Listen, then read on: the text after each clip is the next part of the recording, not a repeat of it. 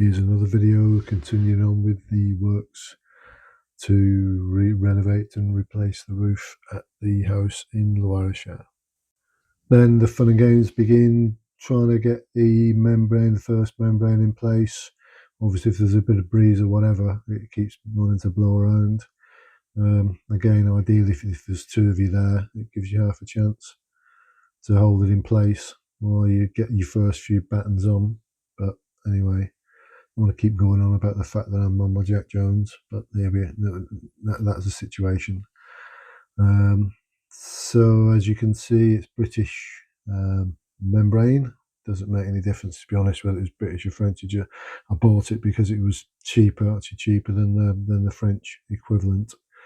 While I was in the UK anyway, I took advantage of the fact that I could save a few quid on galvanised nails, membrane, and jacksaws. So yeah, I'm faffing about a bit with the initial membrane. The wind's not being kind to me, but once you get the first one or two battens on, you're up and away, and it's a continuation of that then. The spacings are around about 7 centimeters between batten, which in old money is 2 3/4 inches.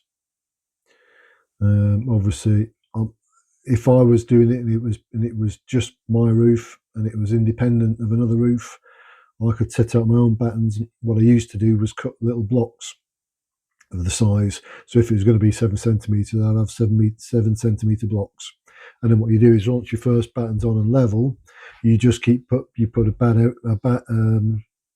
little 7 centimeter strip every fourth or fifth rafter, and then you can nail straight on, so you're not having to keep messing about, putting a level on it, seeing if it's level, and then moving on.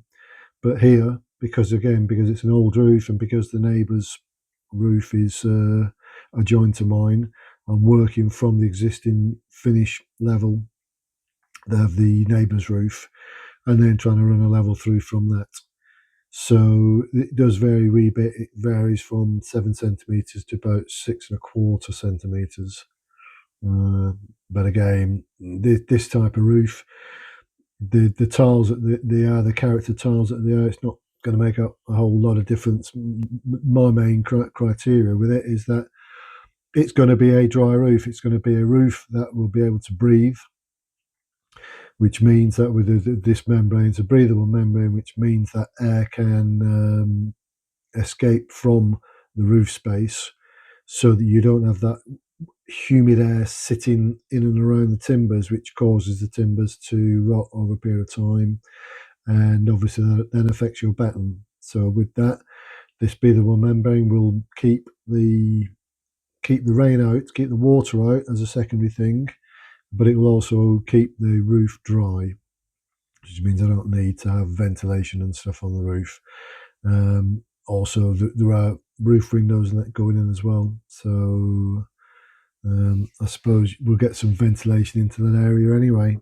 But here I am, keep just double checking every so often with the trusty spirit level, make sure I'm more or less there either end, and then finish nailing through all. So you put in a galvanized nail through each batten where it meets the rafter, and I'm using 50mm galvanized nails. I could have used 40mm, to be honest with you, because the batten isn't particularly thick, but I've just got a habit of using 50mm from when I used to do fencing and stuff in the UK, and I always had a box of 50mm galvanized nails at hand for any situation. So these battens are well and truly anchored into the rafters there, and obviously my considerable weight will be going on top of them at some stage to start putting in